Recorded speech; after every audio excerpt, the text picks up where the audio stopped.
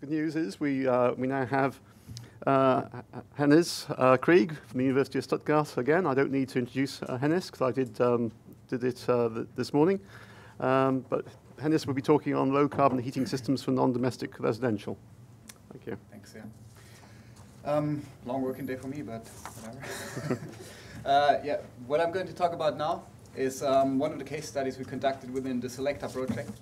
So it's a case study on the heating systems with one of the project partners clubs from TUI in one of their Robinson club resorts. So quickly on the background of this study, we did an assessment for the heating system in the Robinson Club Cala Serena in Mallorca in Spain. Really nice location. You can see a sketch of the club up here. It's a really big resort with around 30 buildings. The energy costs in this club account for about 1/3 of the annual operation costs. So because it's such a big amount or big share of the cost, the operating cost, of course energy provision is always under assessment to see can it be improved, can it be reduced in order to reduce the the economic costs and the operating costs of the club. For this study, because we're following this integrated approach here, we focus on both the economic and also the environmental aspects. And because we're having this really big club here and CILECCTA is still under development, we decided to focus on a small aspect of this resort. So we took staff housing as a demonstration object to do the energy assessment for this building. Currently, I guess most of you are aware of this, decisions in organizations are mainly based on economic aspects. Thing is, also, while many organizations still decide based on economic factors, also most organizations say that sustainability, and by that they mean the environmental sustainability, say it's a key factor or one of their core values. So there's kind of a gap between here. Nevertheless, there is always or often a close link between environmental sustainability and economic sustainability. So those two are correlating. The nice thing is this is especially the case for carbon and energy. So when you reduce your energy demand, you reduce your carbon footprint, which also normally leads to a reduction of cost. So there's some correlation between those dimensions, so we're not going in completely different directions here. What we're looking for here, or what we were focusing on in this demonstration project, was ways to integrate the environmental aspects in the decision-making process of organizations. This is where the LCC plus A approach of CILECCTA, so it's a combination of life cycle costing and life cycle assessment within a single framework of CILECCTA, comes into play. Because this allows to do this integrated assessment of both economic and environmental aspects within one software tool, within the same study, so you make sure you're working with the same system boundaries, with the same scope, same study period, and so on. As mentioned, we were assessing the integrated economic and environmental assessment of the heating system for the staff housing here. So we went through a number of scenarios. So we decided to focus on 5 scenarios to start with. One is a biomass heating system that is using wood pellets to generate heat. Then we have the scenario 2, solar thermal heating system and natural gas boiler, because the sun's not always up, so you may need warm water or heating even when there's no sun. A third scenario is the biomass heating system with a heat pump as backup system. And fourth scenario is the solar thermal heating system plus a heat pump. And then as a 5th scenario, we added a switch fuel boiler, so a boiler that can use both oil and gas. We're only focusing on this heating and warm water, and only on the staff house. So within this house, we have an annual demand of 100,000 kilowatt hours of thermal energy. Also, we have a technical lifespan of the house of 40 years. So what we actually want to compare is not different heating systems, but we want to assess how can we reach this 100,000 kilowatts of thermal energy every year we need, and how can we produce those from different sources. And we want to see how can we provide this energy over 40 years. So we have an extended functional unit, which is the provision of 4 million kilowatt hours of thermal energy over a period of 40 years. This is again going a bit back to the LCA stuff I was talking about earlier. This is the definition of system boundaries. So we're excluding from our assessment here the building construction and the end-of-life process for the building. So we're only looking at the energetic systems here, at the heating and warm water system. We did this in order to reduce the amount of modeling work that is required. And since we're providing the same amount of heating here, it basically doesn't make that much of a difference to the overall building. We decided to neglect this here in order to simplify the assessment. What we're taking into account is the production and the maintenance of heating components and the infrastructure of the operation and maintenance processes, and then finally the exchange and disposal during the study period. And for all those processes, we're taking into account, again, the entire life cycle. So we have the inputs, the raw materials, as you remember from earlier, from raw material extraction to the end of life. We have an input of materials, of energy carriers, and of costs. And on the output side, we have, on the one hand, of course, the heat we want to generate. On the other hand, we have a couple of emissions that are caused by these combustion processes. So this is what we're looking at here. You've seen this list before, or in short at least. So what we're assessing here is a number of environmental indicators, namely the resource depletion, global warming in CO2 equivalents, the acidification, eutrophication, ozone depletion, summer smog creation, and primary energy demand. Quite a number of environmental impacts. Plus, we also have an economic indicator. In this case, the net present value of the different options.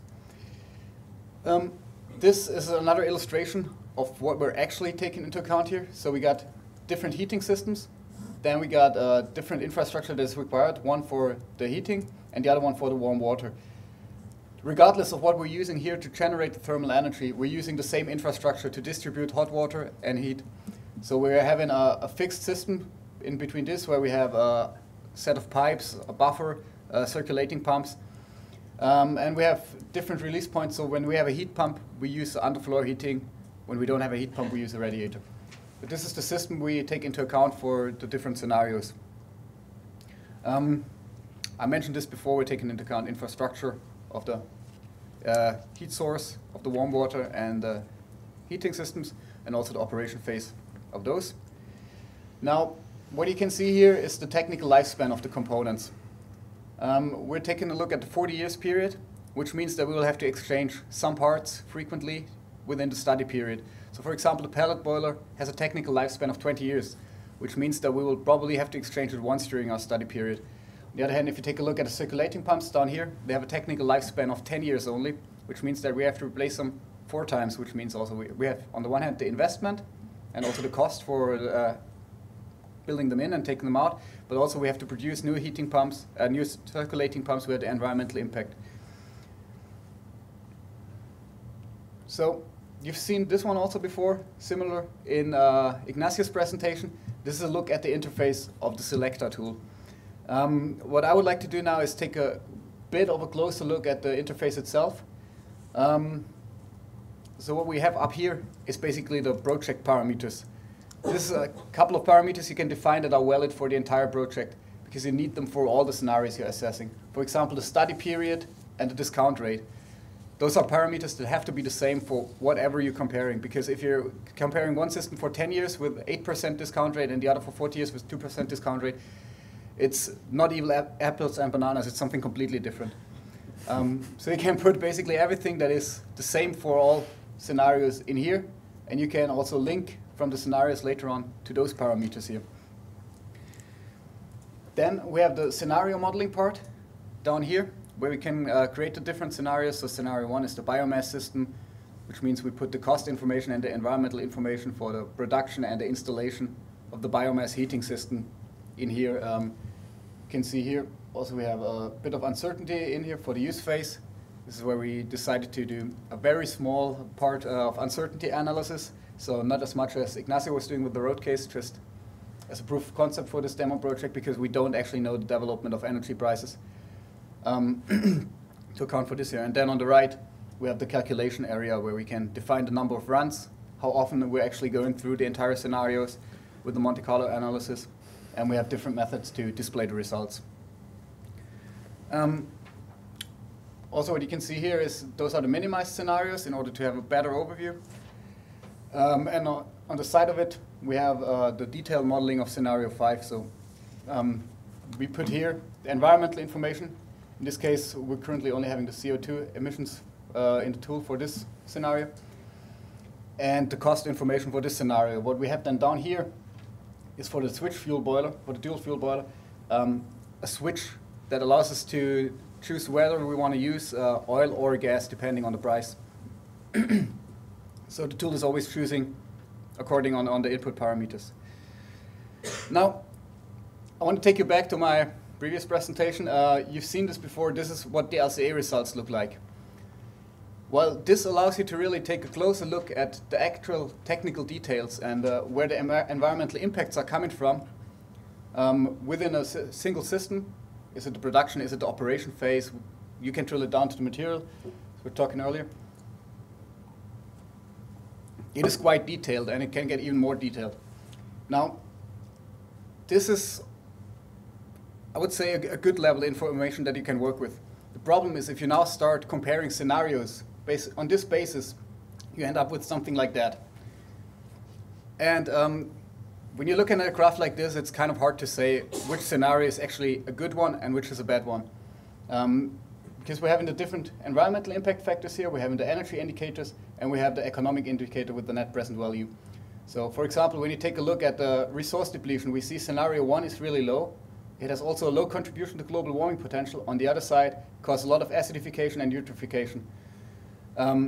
Then we have other scenarios that maybe have a very high resource depletion potential, like scenario 5 or scenario 2.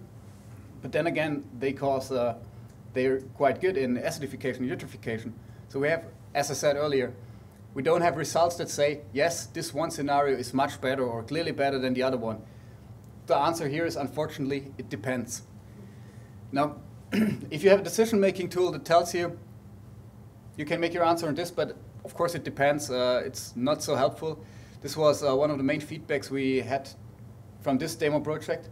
We're working closely together with TUI and providing support to them here.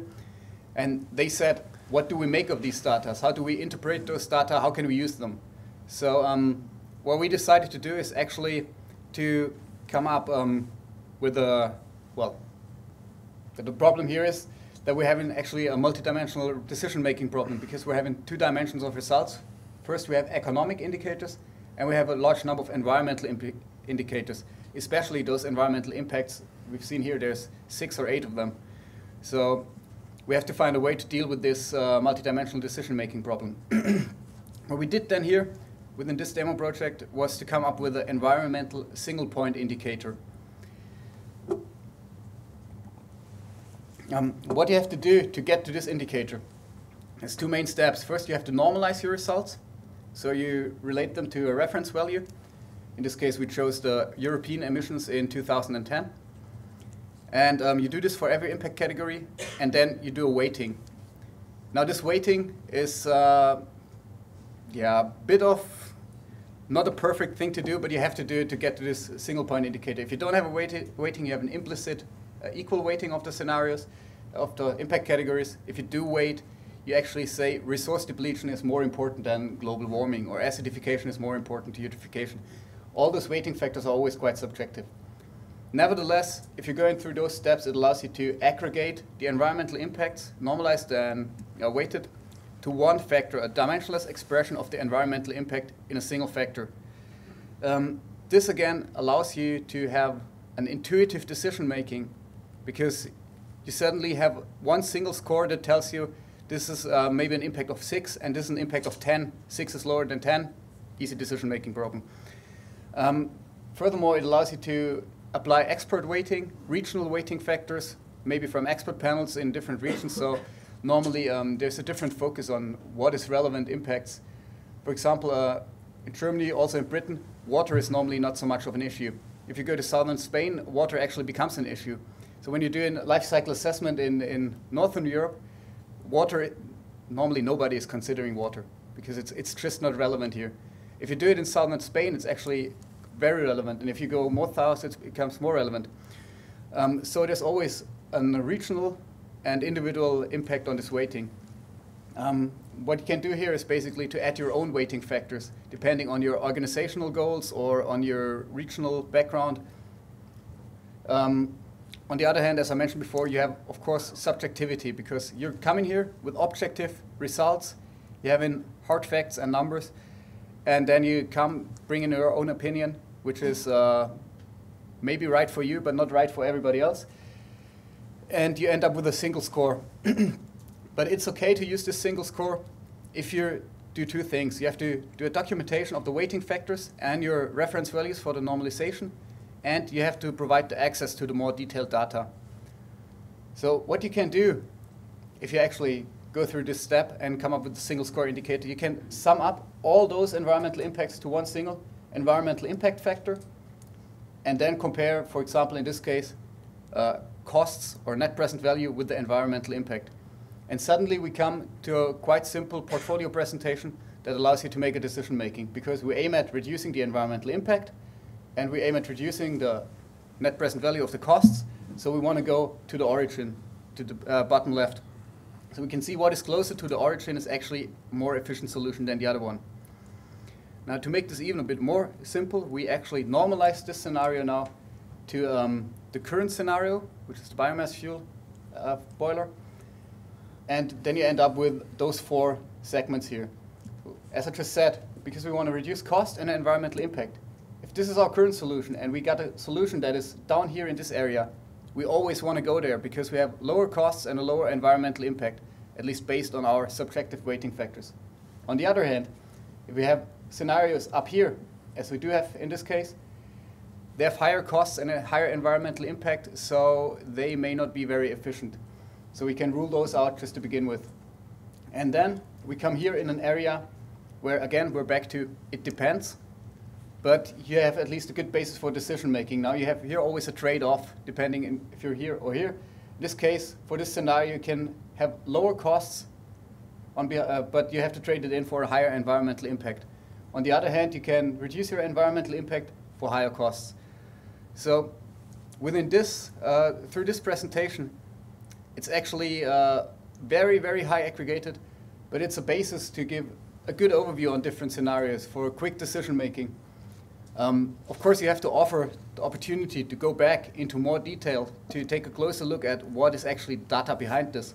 But nevertheless, if you're just doing a quick screening of scenarios or talking with a steering committee or with your managers, this allows you to actually have a good overview on scenarios. We also did a part of the uncertainty assessment within this scenario, but actually the main focus for this demo work package was on the results presentation and this two-dimensional eco portfolio.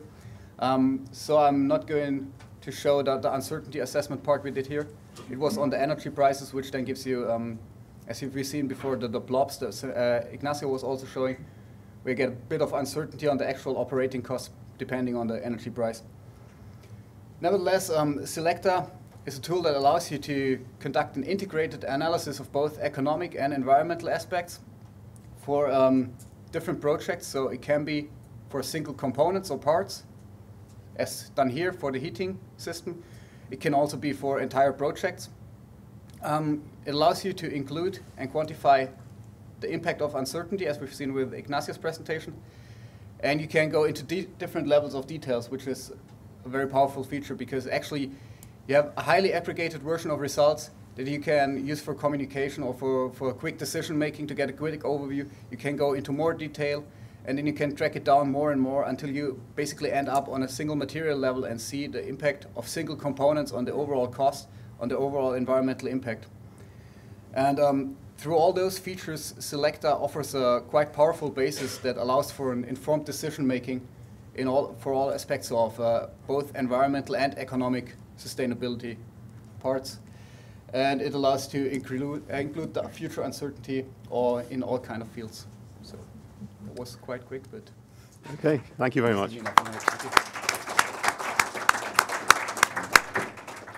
Well, Hannes, thank you very much. That was a very clear example of a CILECCTA case study. I think we had a question earlier about how you can compare apples with pears, and you gave an example of how the use of subjective weighting factors can be used to actually allow essentially a more informed decision-making process. So questions for Hannes? My name is Maria Fonti. I come from the National Technical University of Athens, and I'm actually here invited to present tomorrow the MESSIP project. I have at least 20 questions, but I will try to minimize them. First of all, how well matched is your selection of technologies to the particular case of the resort that you are looking at. What do I mean by that?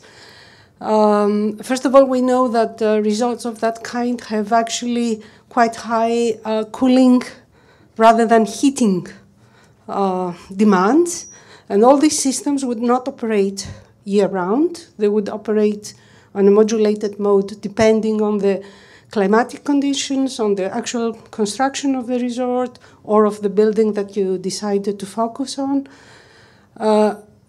Do you take into account such factors in your life cycle analysis? Because what I understood is that you only focus on the energy technology, production technology, so taking into account the materials, the efficiency probably, and the operation, and probably, I don't know whether you took account of the recycling of the particular energy system. But my question is, do you actually match this operation to the particular requirements of the building or buildings that you're looking at? That's question number one. Question number two, should I make them? I'm only going to make two of them. I will reduce them. And if you want, we can discuss a lot afterwards. Do you want to answer this first and then the second one? Yeah, start with this. Okay. So what we did here, this biomass boiler that's being assessed within this scenario is being used within the staff housing. They're also using the solar thermal units within the rest of the resort, so we wanted to quantify what impact it would actually have on the staff housing. And with this kind of solar thermal energy, you always need a backup system because the sun's not always shining. We were scaling the different scenarios according to the actual requirements. So we have, for example, we take into account the hours the sun is shining in this area. We're taking into account the time of the year the house is being used. So it's not that occupied in the winter periods because there's not so much business going on in the club. Nevertheless, it's being used all during the year. But we took into account the actual consumption data for this house. Well, we can discuss this afterwards. Okay. Do you? That's the second question, which I break into parts. Do you take all these factors into account when you calculate, for instance, the net present value?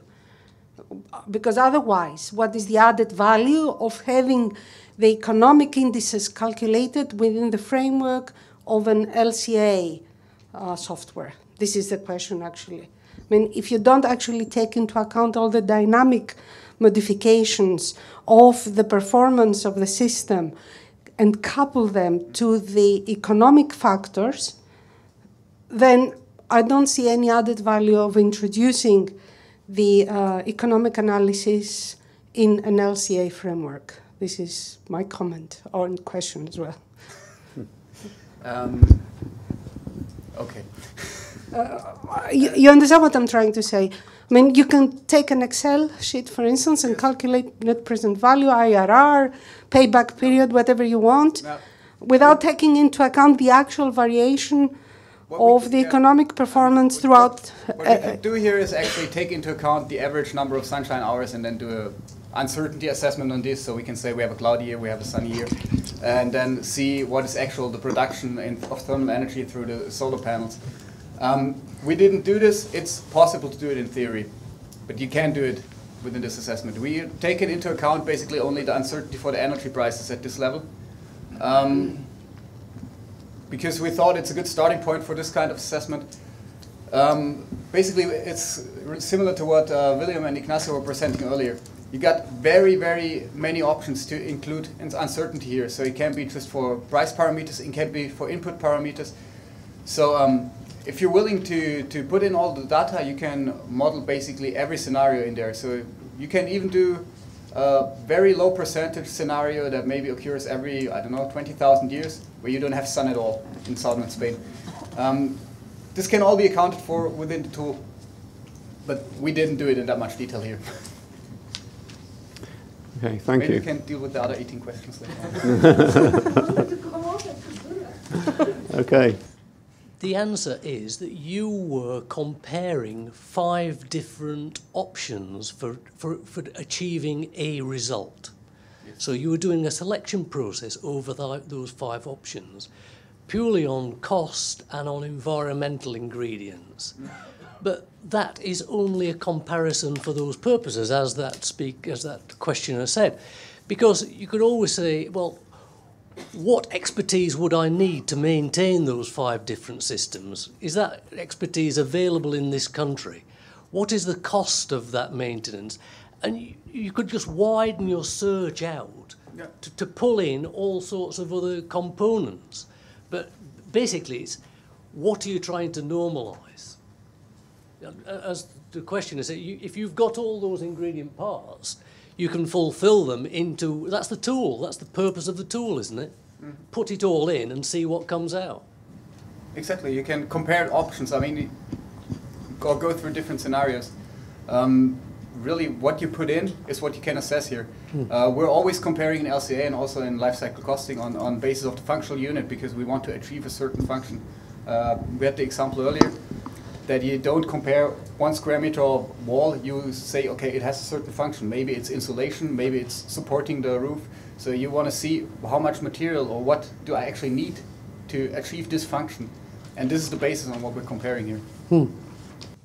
Where does the tool actually get its environmental data from? Is it from Gabi, or what's the data set that it uses? We're currently using data from Ökobaudat, which is a German construction database. There's also a European version of this currently being developed with the name of Esuko. What we did here in the development process was also to bring in some backup data from the Gabi database, but yes, there's different sources of background data that you can link to the CILECCTA tool. Thank you ever so much. At that point, draw the questions to a close, and you'll have another opportunity to ask questions of Hannes when we have a... Can we give him a round of applause, because he didn't get one the first time round.